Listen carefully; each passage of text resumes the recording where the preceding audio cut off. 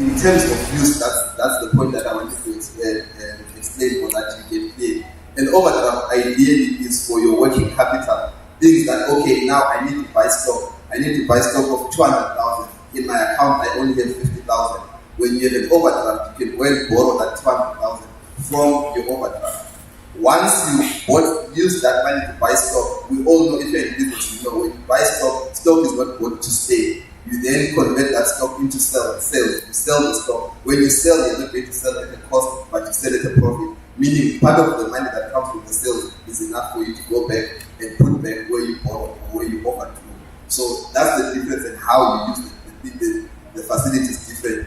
The other thing I think I'll touch on the question that Pastor Makubele asked, even though I'm not answering it in full, but in part.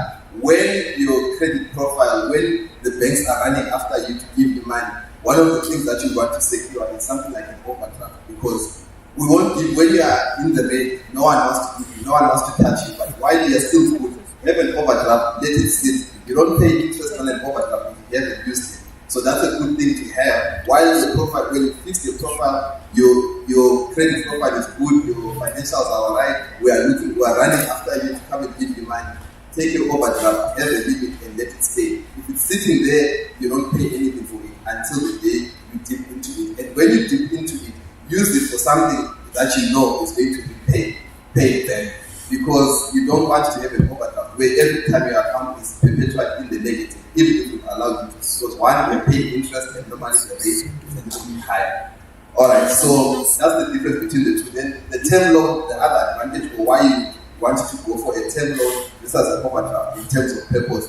A term loan, it's a fixed term, it keeps reducing. So if you borrow 500,000, you keep, just like a personal loan, if you're talking about what an individual is accessed in your private capacity, it reduces, it's fixed. You know, if I'm borrowing this money for 3 years, after month number 36, I'll be owing 0 at the bank. But with an overdraft, it remains the same. If you're managing over 300,000, you always have the 300,000 available. If you use it all on day one, it means you always pay interest on it. Whenever money comes into your account, it will go and cover the 300, or it will go and cover for what you have used, but you never go to the positive, and you don't want that.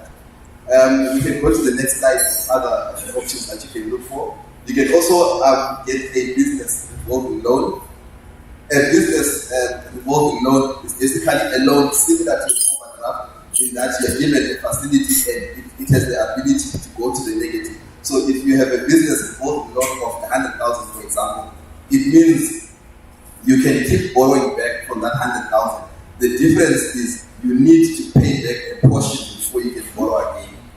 So the revolving loan is ideal for someone who is disciplined, but also knows that whenever I need money, I can go and borrow. But before you borrow, you need to repay something. And the installment normally for a revolving loan, when you use the money, it's about, you can calculate it at 1/40th of the amount that you borrow. So the installment is very small on a revolving loan. But because the installment is small, it will never go to zero unless you make lump sum deposits to bring it down, and then you need to use it to make lump sum withdrawals to take it out. Then we also have business cards, business credit cards, and business corporate cards. These are ideal for smaller purchases, like your petty cash. Instead of having petty cash in your office or your business, or giving people petty cash to run around, you can give them business cards and business corporate cards. They are easy to administer, they are easy to your reconciliation and your control. It's easier to do that with a credit card or a business credit card or corporate card than with petty cash, running cash around and trying to manage it that way, as well as the administration of those accounts. The other two financing which I think put on the slide is your commercial asset finance and your commercial property finance. So commercial asset finance, for example, what Pastor Makubele was speaking about, to say he needs us to finance his jet, that we will do it under commercial asset finance. You've started a business, you want to put down machinery and you don't have the money. You don't have to ask for a business loan or a revolving loan. You can go straight and we apply for commercial asset financing. the advantage or why you would choose commercial asset finance versus the other two, overdraft or revolving loan, is because commercial asset finance, the article itself can stand as security, right? Whereas with the term loan, for example, if you come and ask for 5 million term loan, we'll also ask you what security are you giving? We can't give you unsecured. But if you come and say, well, I've got a 1.5 plant that I want to set up in my business, I'm growing my business and I want to put machinery, I've found digital equipment that I want to expand my business with, it costs me 1.5. We can apply for that using commercial asset finance and not through a term loan. So those are the different funding options we have. We also have commercial property finance. This is ideal for when now you want to set up, you want to own the building, you're tired of renting, you now want to own the building that you operate from, or you've identified the warehouse, you want to buy the warehouse, set up a business there. Then the type of finance that you target to access is commercial property finance. Alright, so I've touched on the various financing options that are available. Then we'll move now to alternative lending solutions. Before I go to alternative lending solutions, maybe let me lay the background.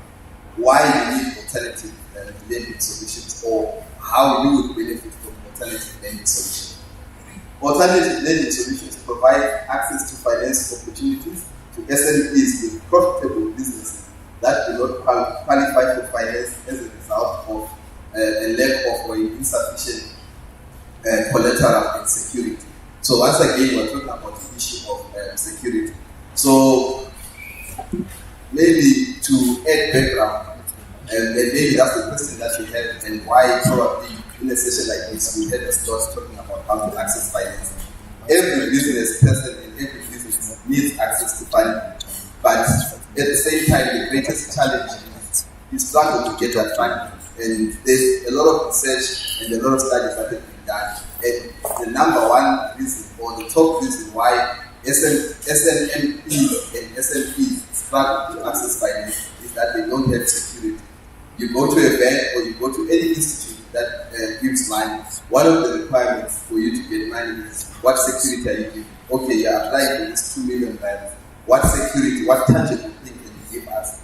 And at that time, we are just starting off. You don't even own the laptop that you are using. You borrowed someone's laptop to start your business, and the bank is asking you, what do you have to give us as security for the money that you want to fund the vision that you have for whatever you want to do.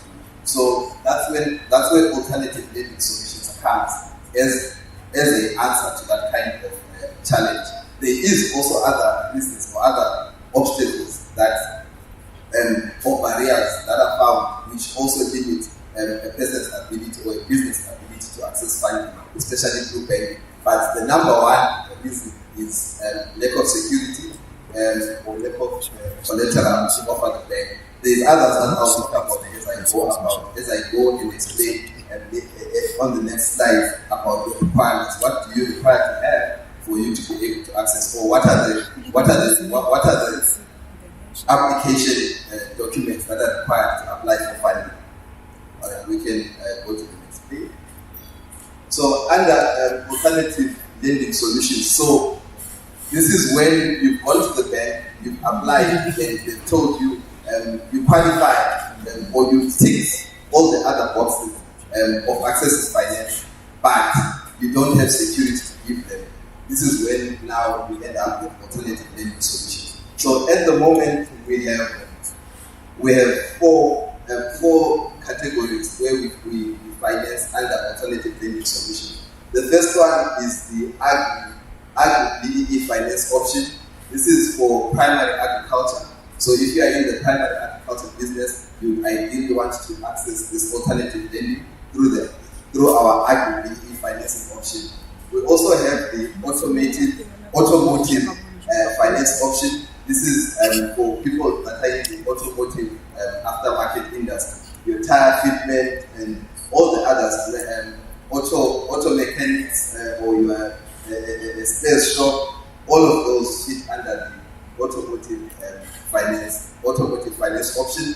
Then I'll go to the last one on the list, and then go back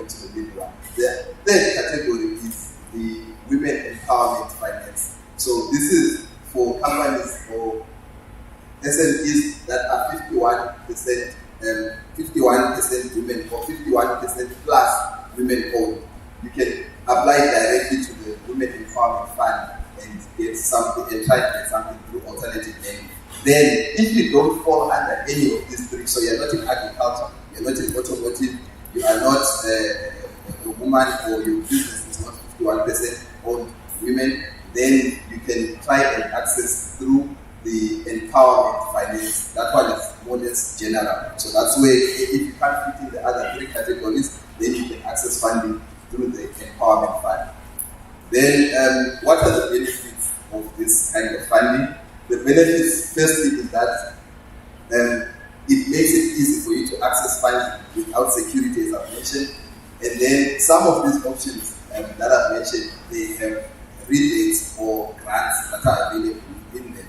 So that becomes an advantage. For example, with the automotive, they can go up to 50% of, they can grant you funds through a grant up to 50%. So you borrow 500,000, they can then say, okay, the 250, because you apply through one of these categories, and the automotive will give you 250 as a grant, the other 250, it will be a loan that you will repay, and on top of that, we are not asking for any security, we are just supporting your vision.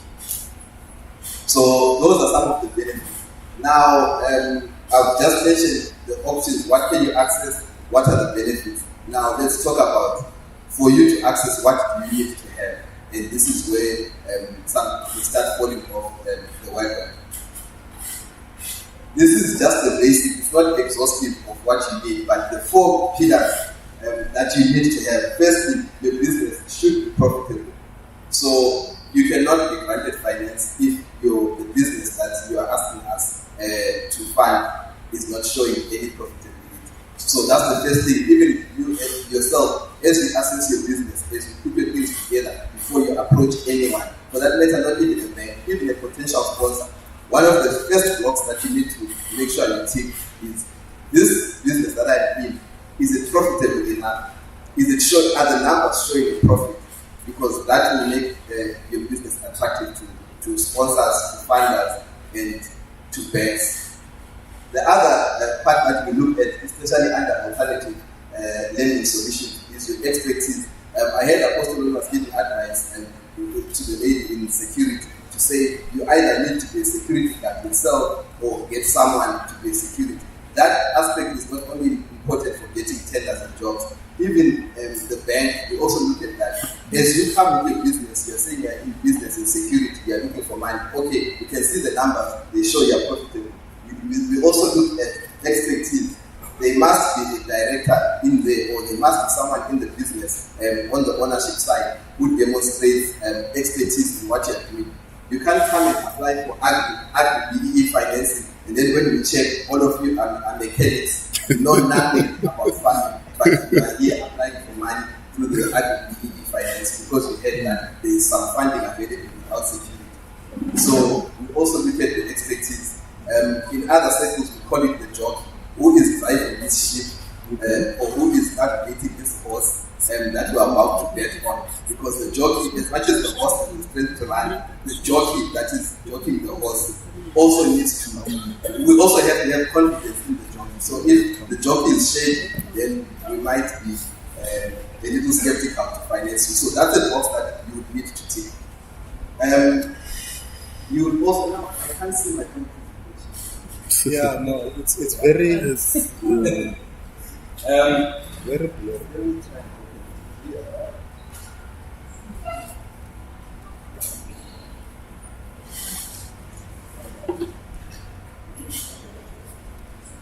Alright. Then the other pillar that you want to tick or that you want to secure if you're going to look for funding, especially with the bank or institute, it's in the banking side as well.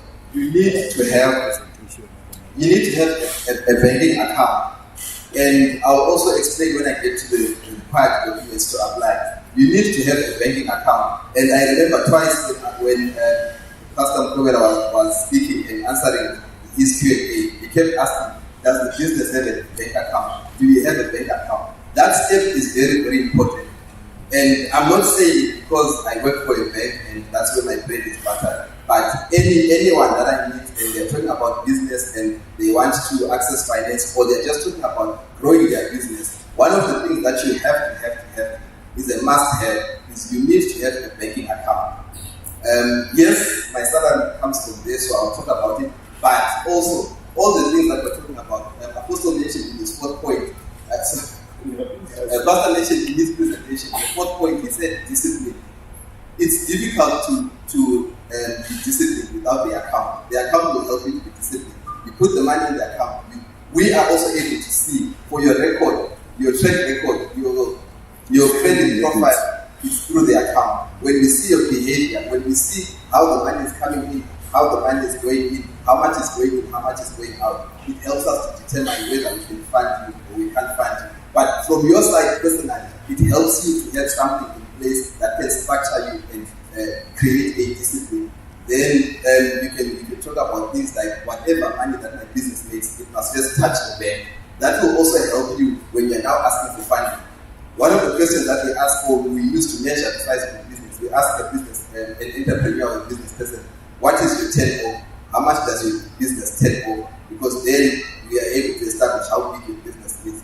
So if your money is not going through a bank account, how are you able to demonstrate how much your business turns over? Even for yourself, how then are you able to tell me point number one? How do you determine if you don't have the record? So if you don't have a bank account, how are you going to account for anything else? Even the financials that you will then ask for is already a second order or a higher degree for you because you do not have a bank account.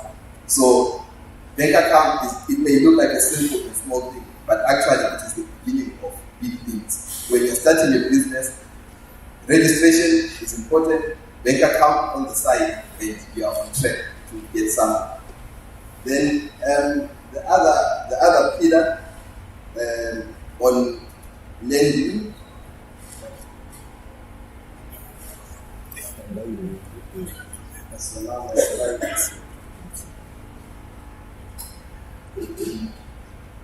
Is the operations one that I was talking about. At least one of the owners must exercise management control of the day-to-day business. How to expand on a day-to-day business of the business. So that's the fourth block that you see there. When you want to access alternative lending, you can't say, okay, I'm working at the Department of Education.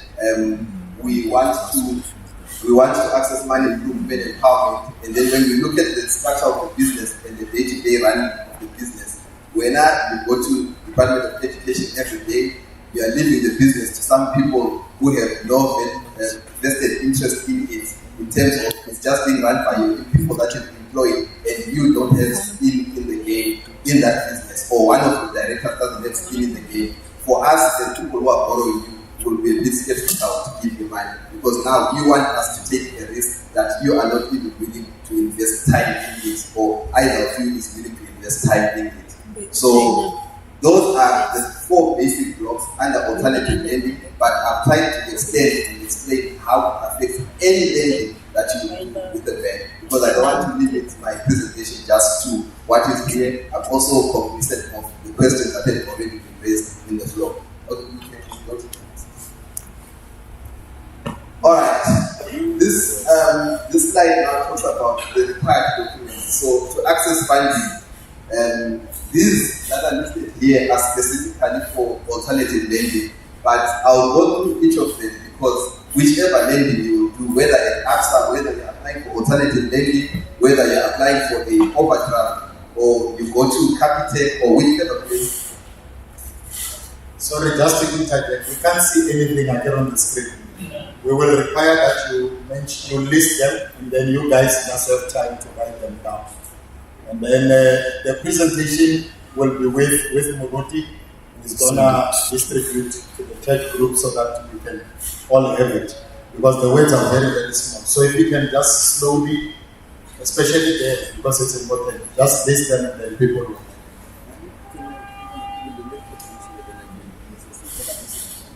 It's not even visible. It doesn't see as well. So. I'm not sure if it's our settings.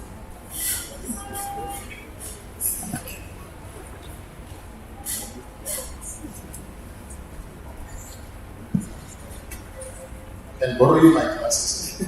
Thank you, Apostle. All right. So the required documents for this, like I said, are specifically for alternative lending. But I can advise you to list them and use them, because wherever you're going to go and ask for funding, these documents will be required.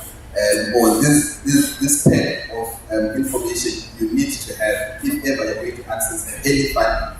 Right. The first is a business plan. So you need to, when you're going to ask for funding, or you need to access funding, you need to have a business plan. We want to see your business plan, which will also give us your market research, the feasibility studies that you've done, and your profile as well.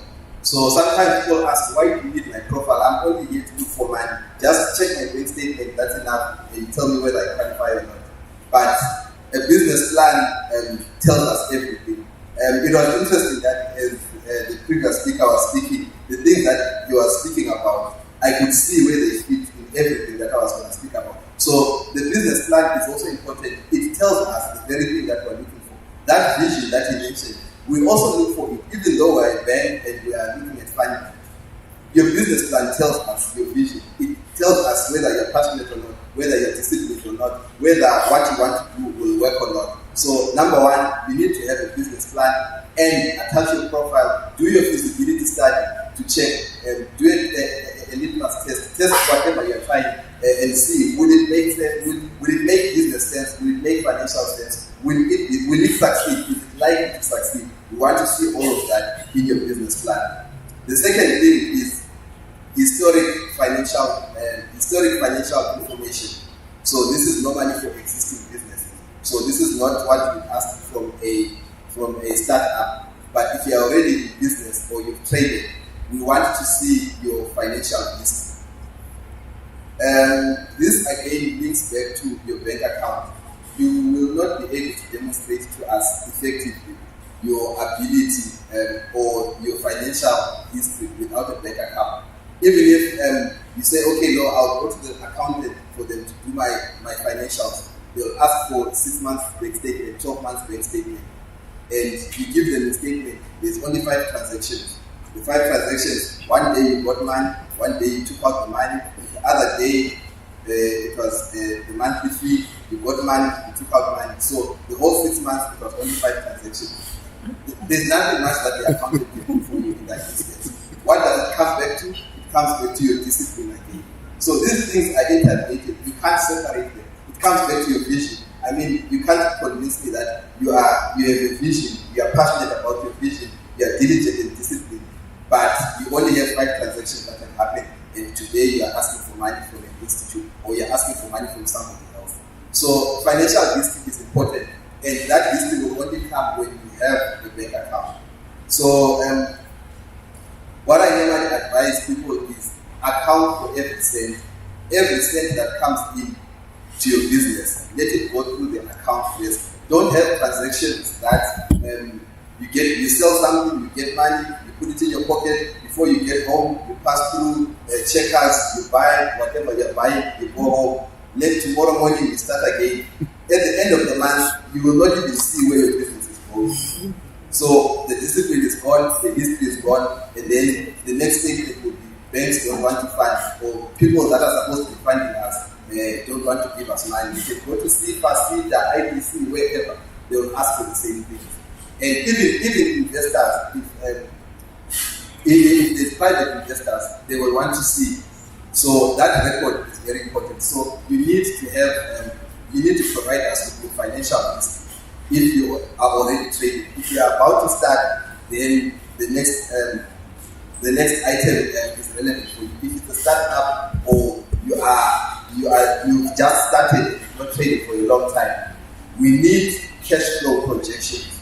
So you need to project for us and show us, this is my business, this is how I expect money to be flowing in the next 12 months. And this is how much money will be coming in, this is how much money will be going out, and this is how much money will be left over to repay your loans. Remember, with banks, our bottom line is, do you have the ability to repay us? As much as we have the money to give you, do you have capacity to repay us on a monthly basis? So that cash flow projection is important because then it helps us to see whether you are able to pay back or not. And then if you are a startup or you've just started and never traded for long, you can do cash flow forecasts and projections to project for us what your future income may look like or your future profits may look like. We can also use contracts and orders to finance you. So you can access funding. You can approach the bank with your contract. You get a contract from the municipality to supply something. You come with a signed contract. We can also look at that as a supporting document to funding that you are applying. We will obviously need your registration documents, your CIPC documents, those are by standard. Copy of lease agreements. If you have lease agreements, we would want them. If you are getting income, if you are renting out property, that you can also provide us your lease agreements as a source of income or a source of repayment. We will also need FICA verification documents, which is your ID, your proof of address for both yourself and the business. And obviously, it shouldn't be older than 3 months.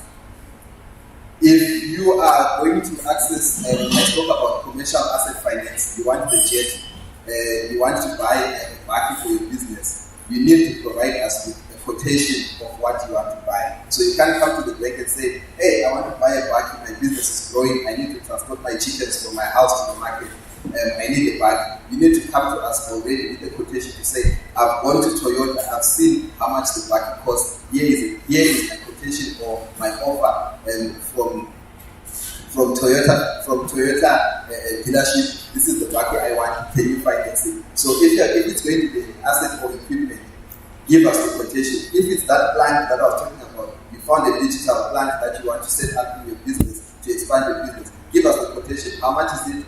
How much is the plant? If you are importing, where are you importing from? How much is it to import and to install? Give us the quotation. So you need to have those documents in place before you come to us. Then we will always ask for 3 to 6 months bank statements whenever you apply for finance, because we want to see what have you been doing. Is the money that you claim to be receiving in your financials, is it actually coming in the bank account the way you say it is? So we need to see your 3 to 6 months bank statement. We will also need a statement of income and expenses from the owner. So the business is the business, you are you. We want to understand you as an individual. What kind of income do you have and what are the expenses that you have? We will also ask for a statement of assets and liabilities from the directors, right? So I'll also explain how this is important, and sometimes we do get a lot of questions and a lot of come from clients asking, but it's my business that's borrowing, it's my business that's asking for money. Why are you asking for my personal income, my personal expenses? Why are you asking for my personal assets and my personal liabilities? But if you remember the statement I said earlier on about the jockey, who is the jockey on this horse? The jockey also tells us and has a bearing on us borrowing the business. Maybe while I'm there, I can just explain something else and I don't have to repeat it or I don't forget it. So if you are applying for funding for your business, we assess the business, but we also assess the individual. So your business can show their financials, it's profitable, you are making millions per month or per annum. Your cash flow projections, it shows that after your expenses are done, whatever money is remaining is enough to service the loan that you want. And then you get a decline for just one small thing. You yourself are not disciplined enough to pay your editors their money. You probably took clothes from editors, you say on the 15th of every month, I'll pay you 600 rand a month. Then come the 15th, you've not been paid. When we ask, now you're coming to ask for 5 million from the bank, and your business can't afford to repay us the 5 million, we can see we'll still not give you the money. Why? Because you, the jockey, are not disciplined, and we don't trust that this 5 million that we're about to give you to jockey, you're going to jockey it well. So that's something that you have to, as a person starting business, know that from day one. Because sometimes it's easy when you don't have data, you don't have things in the beginning, But along the way, maintain the discipline both in your personal and in your business, because it affects your ability to access financing. And there's a lot of business people that are struggling to get finance today because of being blacklisted and the various credit history issues that they have. So one of the things that you have to treat as goal as a business person and as an individual, in your personal capacity, try to keep your credit record as clean as possible. In fact, try to keep it as clean as can be. Obviously, there's the other side to the coin. When you are in business, because you go in and you take risks, mishaps will happen. You may fall into that, but the most important thing is what do you do from there on. Your priority has to be to always keep your credit record clean. Otherwise, without that, you can't even talk about accessing financing through a bank. No bank will finance you with a bad credit record. And then that's when you find banks as bad names. No, when I was down, you know, now I'm up, now we want to be there. But how you can work with that. If you are in franchising, because remember the different alternative lendings, you can also maybe you've got an opportunity to do a debonnaise or a chicken licken franchise. We will want to see the franchise agreement before we fund you, or as part of the documents that you will provide us to apply. We will also ask for CVs of all members, directors, and owners of the business, especially if it's new. And I'm sure you'll understand by now why we're asking for this. We want to check who is the jockey and how does the jockey conduct themselves. Because from history, we've realized that you can actually predict the success or the lack thereof of a business by looking at the jockey and how they conduct certain things. Then, in certain instances, we may ask for copies of educational certificates and skills development certificates or skills certificates that you may have, especially let's say it's in the agriculture. And then you can come and demonstrate to say, no, I've done a 3-year course or I've done a 6-month certificate in micro irrigation. So I know this technique from Germany that is used to irrigate a small piece of land and fertilize and whatever, and it gives so much output. Then you can provide a certificate that supports your application. Because otherwise you would say, no, chief, in a place like Limpopo, in a land where you are, in Guyana, where you are saying you want to do this thing, there is no rain, it's hot 8 months of the year without any single drop of water. This kind of yours will not work. Then that's when you can provide the certificates like this to say, no, I did this course, and in this course it allows me to do 1, 2, 3, and this 1, 2, 3 is why I say I can make so much money out of this very land. So it now goes back to your vision and all the other things that you always have to have as a business person. Right, so those are the requirements that you need to provide. It looks like a long list when you are looking at it, especially if you are looking at it and you don't have any of them. But if you are in business, you will realize, if you start looking at them one by one, you will realize that if you are running a successful business, or if you are intending for your business to grow and run successfully, these are things that you will have to put in place. If you go back to the list again, I talked about the business plan. Already, from the way that we got first, you need to have a vision. A vision will need to be written down. Where is it written down? In your business plan. So already one of the requirements, you can tick it. You have your business plan.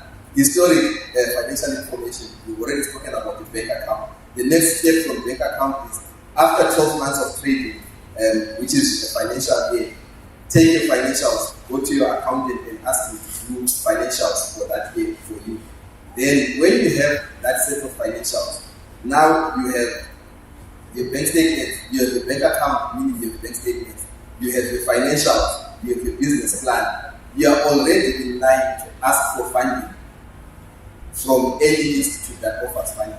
You have met 50% of the requirements. But also it is in the quality of the documents that you submit, which is another thing. So ticking the box to say I have is just one thing. But the quality of things, when you bring your financials, you bring financials and 2-year financials, and then we see back to back your business is making a loss according to the financials. Nobody's going to complain. So those are things that we need to fix. Those are things that we need to put in place when we talk about accessing finance. we can go to the next. It's with you. Alright.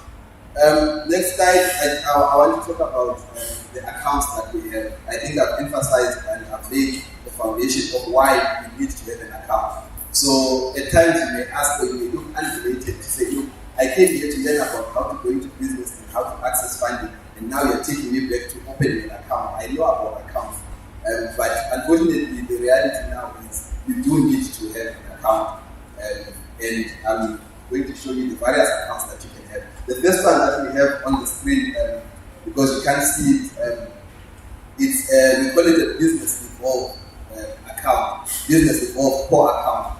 The advantage with this one and the people that it's directed at, it's mostly the sole proprietors or sole proprietors, but also even as a startup, you can start with this account. Why am I saying that? If you see there, if you can see on the middle part, the monthly fee is 0. So you don't pay for this particular account I'm talking about. You don't pay a monthly fee for the account, and you only pay the transaction. So this account is ideal for when you start up. When you're starting up and you don't have a lot of transactions that you're doing, but at the same time you need an account. Because the other reason or the other argument why people don't have bank accounts or why they close them is they then say, no, but if I open a bank account now, you want me to pay every month, and I don't have that kind of money to pay every month, or I don't make money that often yet. I'm just starting. So if you're just starting, you can look for one of these accounts that don't charge you a monthly fee at all, meaning you don't have a monthly commitment. However, whenever you transact, so when money comes in, if it comes in via deposit, yes, we'll charge you a cash deposit fee, but if it comes in electronically, it means we don't charge you anything. When you need to use your money, you either swipe or withdraw, then you only pay when